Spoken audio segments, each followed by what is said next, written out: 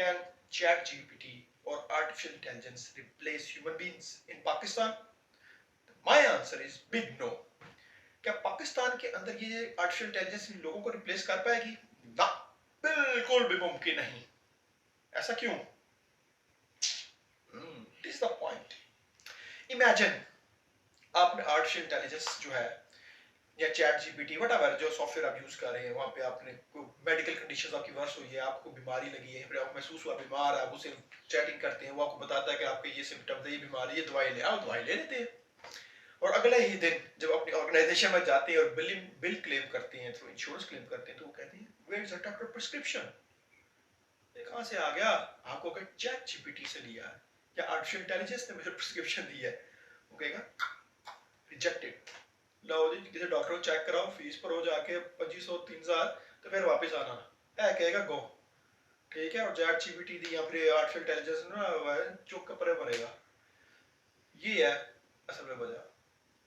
इसी तरीके से अगर आपका कोई केस चल रहा है ऑर्गेनाइजेशन अदालत के अंदर किसी कोर्ट में, तो आप कहते हैं मैंने वकील नहीं करना, मेरे लिए ये आर्टिफिशियल इंटेलिजेंस टूल ही काफी है, मेरे तमाम दलाइल ये देगा। तो जज कहेगा चुप हो पे तो मार सुनता हूँ एडा तू वकील।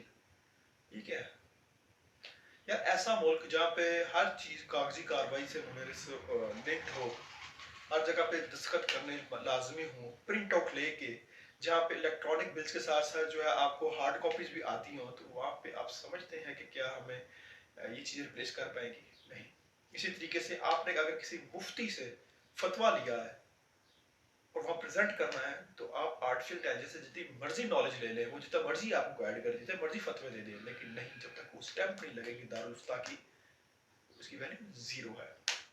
तो चैट जीपीटी जैसे टूल्स ये आपकी जिंदगी आसान तो कर सकती हैं, लेकिन लोगों को रिप्लेस नहीं कर सकते। ये टूल सीखे, अच्छी चीज है, आपकी बहुत सारी मुश्किलें आसान हो जाएगी, मुश्किलात हल आसान हो जाएगी, मुश्किलात का हल बताएगा, सवालों के जवाब देगा, लेकिन करना आप नहीं है।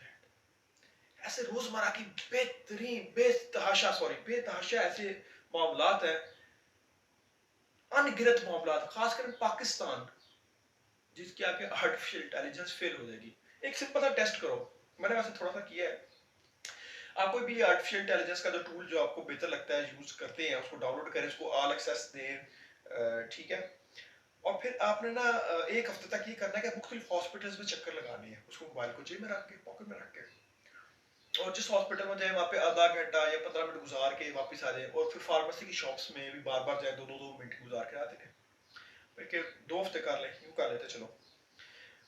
तो वो आपका जो उसके पास हिस्ट्री बिल्ड होगी, वो समझेगा कि आपको शख्स बीमार है, और आपको कंटिन्यूसली ना बीमारियों के एड्स, डॉक्टर के एड्स, फार्मेसीज के एड, नई मेडिसिन की एड्स आने लग जाएंगे, वो प्रिडिक्ट कर लेगा कि आप बीमार हैं।